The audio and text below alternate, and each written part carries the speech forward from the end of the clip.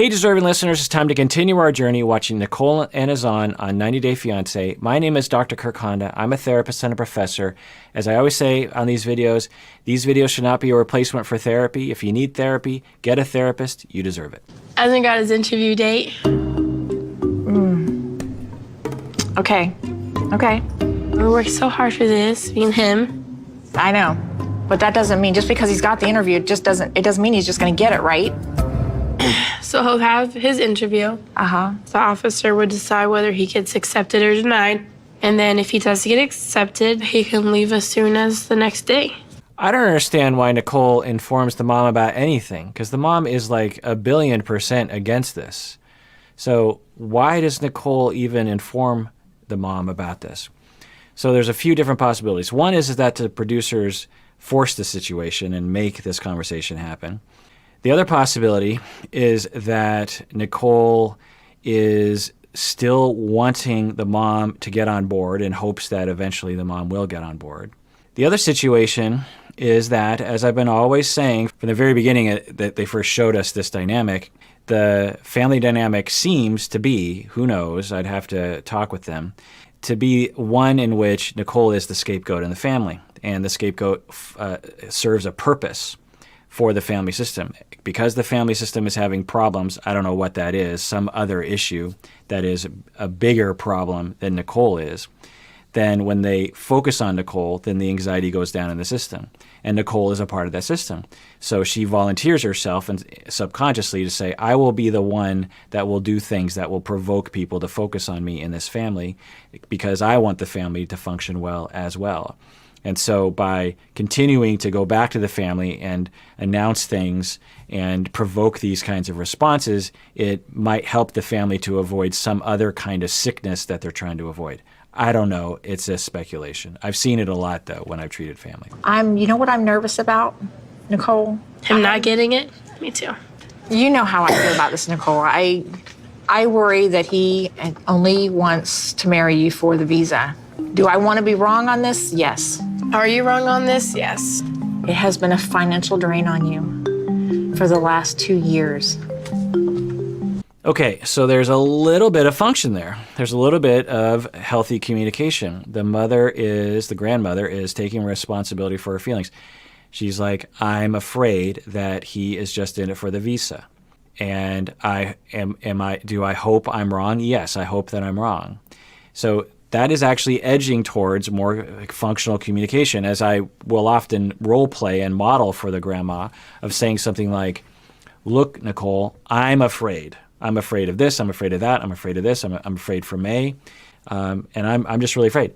But I am differentiated, and I will differentiate my fear from my rational thought. My rational thought tells me I don't know much about Azan. I don't know him the way you know him. And my rational mind also tells me I don't have any right to tell you how to live. You're a grown woman. This is your daughter. May is your daughter. You get to make those choices. I might have some objections about that, but this is your life. You're an adult now. So she edged, so there was this enmeshment in other conversations, and so that what she just said was like a little less enmeshed because she was taking a little bit more of an I statement stance. Let's rewind that. And then if he does get accepted, he can leave as soon as the next day. You know what I'm nervous about, Nicole? Him not getting it? Me too. You know how I feel about this, Nicole. I worry that he only wants to marry you for the visa. Do I want to be wrong on this? Yes. Are you wrong on this? Yes. It has been a financial drain on you. Now, for Nicole, she is now kind of acting like a child. The way children will respond when their moms are saying stuff like this is that kind of sarcasm. And to be clear, the mom has been sarcastic in conversations like this in the past too, so the apple doesn't fall far from the tree in that respect. But Nicole could have said, as the mom was more differentiated, Nicole could have responded with more differentiation and said, Mom, I get that you're afraid, and I'm afraid too. We're on the same page. I don't know what's going to happen, but I think this is going to work, and we'll just have to see together if it works. Like, just acknowledge, or at the very least just be like, Mom, I get that you're afraid, and I hear you. Just something of a validation. That's what two adults do for each other. for the last 2 years. What will happen to you if this is all a farce? If that happens, then you have to remember how strong I was when I had May and when I had to go through that, and what I do when I take bad situations and I make them to good things. But I feel and I believe in my heart that's not going to happen with how he treats me and how he treats May. Great. Good job, Nicole. That was a very adult-like response, which will help the mother to not treat her like a child. I was worried that in that moment they were going to get sucked in. But you notice that the mom, the grandma, asked Nicole a question that was more of an adult-to-adult kind of question. Instead of just telling Nicole what was going on or breaking down her self-esteem and then caressing her and telling her what is going to happen like we saw in last season, the mom is just asking, what are you going to do if this falls apart? She's not saying it will fall apart. She's kind of saying it probably will, and maybe it will, but it's a much more of an adult to adult conversation. This is promising. I like this. Why do I like this? I'm not defending Nicole or her decisions. What I am defending is the whole family system's wants. I am quite positive if I ask the family system, including the mom, do you want Nicole to learn how to make good choices in life so that you don't have to control her all the time? Do you want Nicole to learn how to be independent so she doesn't flop in life and suck people into taking care of her so that she doesn't bulldoze other people to fix her problems that she creates? Would you like that? They would probably say, yes, we want those things. I would say, then you have to stop scapegoating her and treating her like a child and making her more dependent. Which involves treating her like an adult. When you treat someone at their age, they tend to act their age. When you treat someone like they're 10, they tend to act like they're 10. The other thing I would say is, let's explore what other reason your family has to scapegoat her. What other healing needs to happen in this family? Maybe the divorces that happened in the past, the family hasn't fully recovered from that. Maybe there's some other issue, individual self-esteem issues, bonding between the people. I don't know. But I've worked with a lot of families and seen a lot of good things from families when we ask those questions. A lot of families have a lot of resentments, have a lot of things that have gone unsaid and are still kind of affecting people. And when a family therapist can help people to communicate, they heal those relationships, they get closer, and then they don't need to scapegoat anyone anymore. Because I've said in previous episodes, family systems, when there's tension, when there's lack of closeness, they will often scapegoat someone like Nicole because it brings families together. Everyone comes together to scapegoat Nicole, and there's this false closeness. But I want to rewind this again because it's in such sharp contrast to the other dynamics that we've seen between these two. Right now, they are communicating in a little bit more differentiated way and in a more adult-to-adult way, which will produce better results. 500. If I didn't meet Nicole, I would still have a job. What will happen to you if this is all a farce? If that happens, then you have to remember how strong I was when I had May and when I had to go through that, and what I do when I take bad situations and I make them to good things. So Nicole could have said and had a vibe of things that she's done in the past where she would go like, I don't know, Mom, jeez. Okay, I'm not mocking her. I always want to be clear. I'm just demonstrating a childish response. Nicole could have done that in that moment, but she didn't. She stood strong. She stayed differentiated. Now let's see if they can hold on to it. But I feel and I believe in my heart that's not going to happen with how he treats me and how he treats May. All I want is for him to be honest. And if all he wants is to just be able to get through this step to the next step to the next step so that he can get on his way after it's all said and done, then no, I'm not okay with that. And he will have to answer for that. Good. So if that is what Azan is doing, then yes, grandmother, you have every right to be angry at him, 100%. But to assume that is what is going to happen, so there's been a lot of different thoughts that I've had as to why the family is so assuming that Azan is not trustworthy. Why is that? Does the family have some kind of trauma in the past regarding being deceived by someone? I don't know. Is it racism against brown people, Muslims, people from other countries? I don't know. Is it this general assumption that people from other countries, if they're racing to get married, it must be because of a green card? I don't know. Are they right about Azan? I don't know. I have no way of knowing. Maybe Azan is not really in love with Nicole and doesn't intend on staying with her in the long run. I don't know. Is it this doubling down of the need to continue to scapegoat Nicole? One of the things, and I don't really have any data on this with this family, but one of the things that could be happening, things that I've seen in other families, is Nicole is getting to an age now where she isn't necessarily going to fit well in the scapegoating role because she's an adult and she's kind of moving on with her life. And so the family, it might be going through kind of a tough time because when you have all the roles and it's all working out well, then there's some level of closeness and stability and homeostasis that is established for a family, and they like that. They like that stability. Well, when one person leaves that system or they start to change from that system, well, the whole system gets out of whack and no one knows what to do. And when there is when the family has a lot of anxiety and a lot of tension, it really throws things out of whack. Families that are more secure and more flexible and more healthy, they tend to have some bit of anxiety and tension around the transition of one person changing their role, but they will tend to adjust a lot faster with fewer symptoms. But one of the things that we talk about in family systems is this idea of negative feedback, in that when Nicole, maybe, I don't know, is graduating to a new role in the family where she's no longer the scapegoat. When she was 16, it's very easy to scapegoat a 16-year-old. When someone's 22, 23, they have a kid, they're moving on in life, and they're going to get married, they're going to have their own house, their own family. It's going to be harder to constantly scapegoat her, especially if her life actually looks functional. Well, the family might be in a state of turmoil because the underlying problems are starting to crop up because they don't have Nicole to focus on and distract themselves anymore and band together against her anymore. And so they might be trying to suck her back in. This is all subconscious.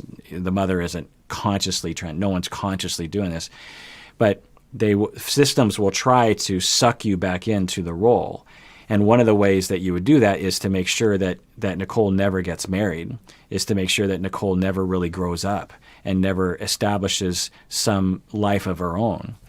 And that will keep the family system the same forevermore. I don't know if that's happening. There's no data on that, but it could be happening.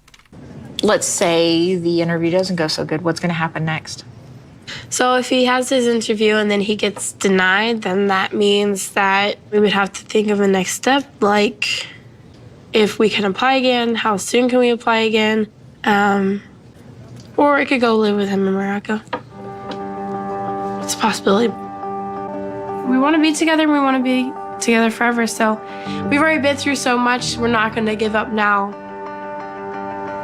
You have to promise me that you'll do whatever you can to not leave here.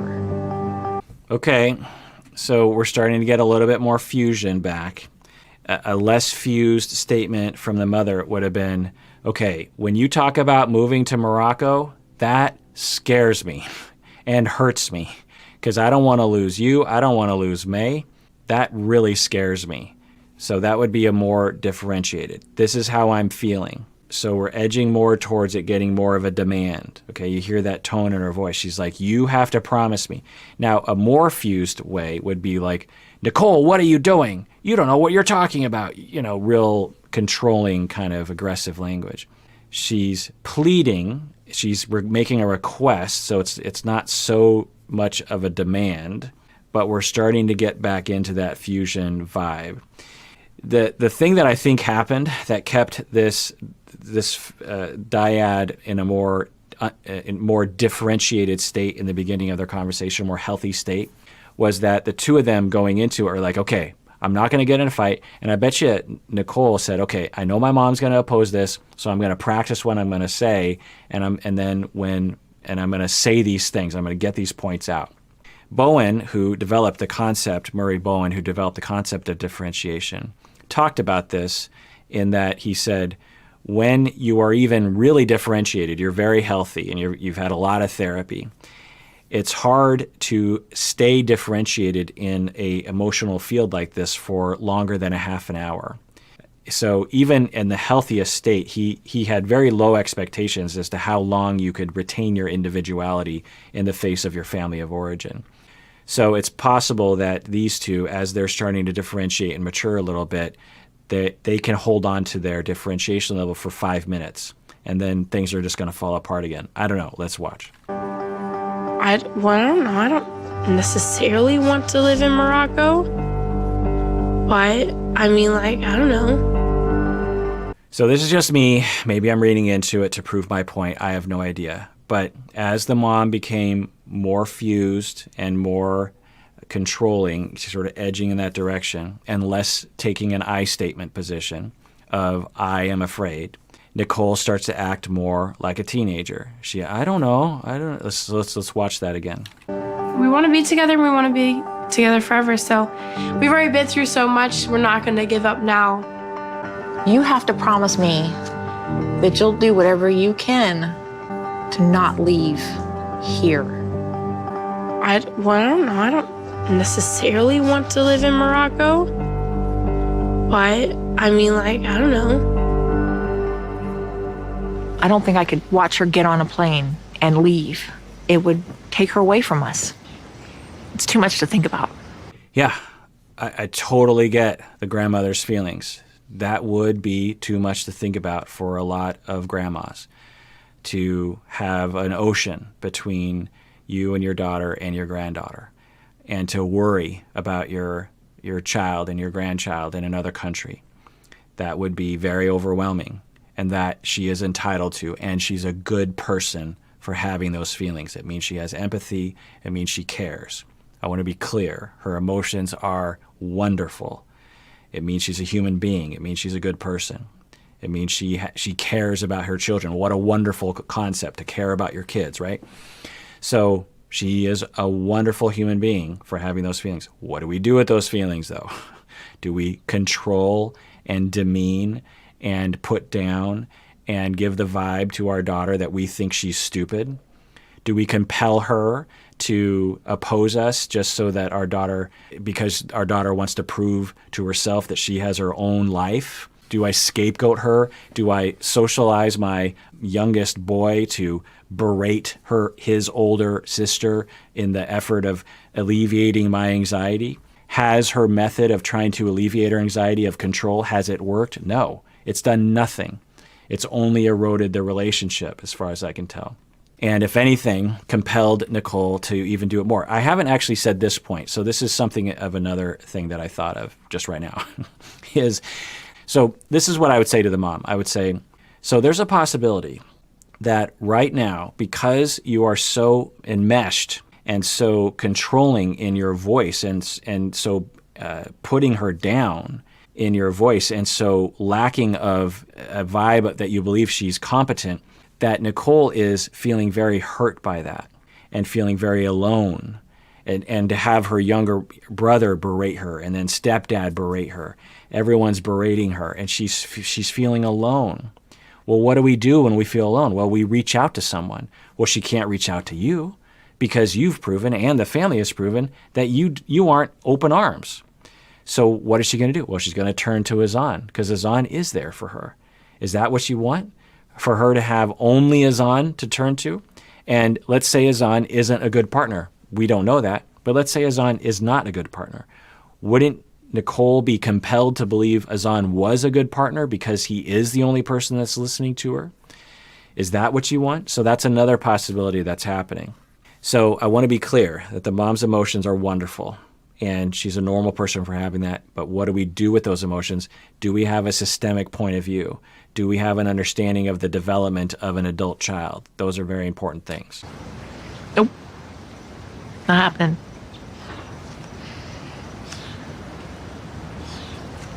Nope. She ain't going.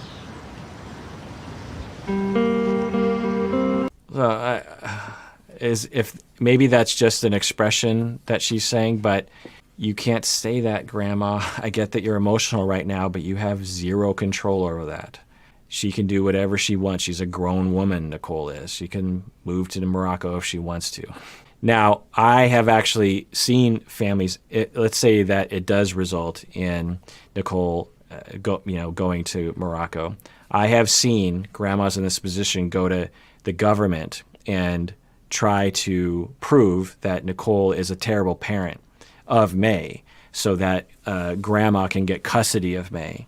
And I've been in those hearings before, and I just have to say they don't usually go very well for the people in the grandma's position. Sometimes they do, but they usually don't, because the government usually likes to support parents' authority with their own children. I don't think I could handle if this doesn't go well and you and May leave.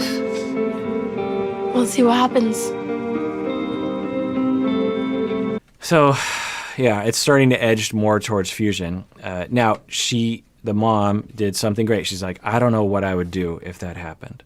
Now, it would have been a more healthy thing to say of, if that happened, which you are free to do. I feel like the grandma really needs to establish that. Nicole, you are free to make your own choices. And I will have things to say about it, I suppose, but you have the right to make your own choices. May is your child. It's your right. So maybe if she said that might help them to have some kind of conversation. But anyway, the grandma said that would be really hard for her. But then you saw the kind of teenage vibe response that she had, that Nicole had. What am I looking for? What would a 22-year-old response look like? Well, it might look like, yeah, Mom, I get it.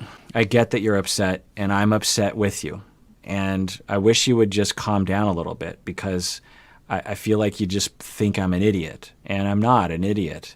I'm working through the steps. I think Azan and I are going to work out. Maybe we won't. And if we won't work out, then I'll make sure that I try to reduce any kind of damage that happens from it. But I love him, and he loves me, and I think this is going to work. Just something along those lines. But so let's rewind and watch that. Watch the way Nicole responded, which, again, is reenacting that role and doesn't instill or inspire confidence in the grandmother's viewpoint about Nicole's ability to make her own choices, which further keeps Nicole in that scapegoat, dependent, childish role. I don't think I could handle if this doesn't go well and you and May leave. We'll see what happens.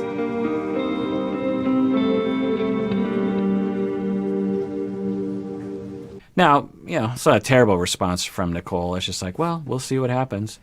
Well, I think that's the end of that section. And whenever I watch these two, it really gets to me, I will say. It's hard to watch. It's hard to watch a lot of these relationships play out the way that they're playing out. Of course, if they were healthy relationships, they wouldn't be compelling television. So I guess there's that. But as a therapist who has helped families in this situation, I just have to say I just want to jump through the screen and help them communicate about this, to validate each of their points of view, help them understand each other better, and help them to move forward as a team. And what a wonderful thing it would be if the mom was on Nicole's team.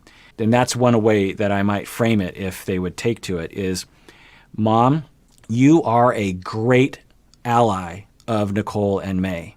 Nicole, would you like your mom to be a good ally for your family? And Nicole would be like, well, yeah, if she's actually an ally and not an enemy of mine, then yeah, okay. So you both, let me ask the two of you, Nicole and Grandma, do you both love May? Of course we love May. Okay. Do you both want what's best for May? Of course we do. Do you both want Nicole to have a good life? Of course we do. Okay, so you're on the same team. Are you both a little worried, at least, about the future with Azan? Of course, both of us are. Nicole, are you a little worried? Yeah, I'm a little worried, but I'm hopeful. Grandma, are you a little worried? Yeah, I'm worried a lot. Okay, you're both worried. You're both on the same team. Let's work together. What do we need to do to answer the questions that you have before you? What are the questions? Well, I wonder about Azan. Okay, how do we answer that question? As a team, not opposing, you're not enemies, you're on the same team. How can you answer the question together, Nicole and Mom, about whether or not Azan is a good partner or not? How are the two of you going to do that? The grandma might be like, well, I just think he's into, what, Mom? You're going off. Let's get back. You're on the same team. You want to try to answer the question. How will you find out if Azan is a good partner or not? How are you going to do that? Well, I guess, this would be the grandma. Well, I guess I need to sit down with Azan and maybe talk to him. Or when he comes over to the United States, maybe I'll hang out with Azan and get a better idea of who he is. Okay, now we're talking. Now we're working as a team. It would be so easy to do this. I've done this with families. Now, they leave my office and they go right back to their old patterns, so it's rinse, repeat in session before it becomes habit. But I've done this before, and it feels so good to see mother and daughter working on the same team and bonding and loving each other. It's heartbreaking to watch. I guess that's what it is. It's just really heartbreaking to me to watch people hurt each other and to just miss each other when they're on the same team in my book. Anyway, all right, well, that does it for that episode of Psychology Seattle. If you haven't subscribed, that'd be cool. If you haven't liked this video, that would be cool. Only if you like it, I suppose. If you hate it, then I suppose keep it to yourself. Comment below. What do you think about what I'm saying? Am I making any sense? Am I making any sense? I really hope that I am. Everyone out there, please take care of yourself because you deserve it. You really, really do.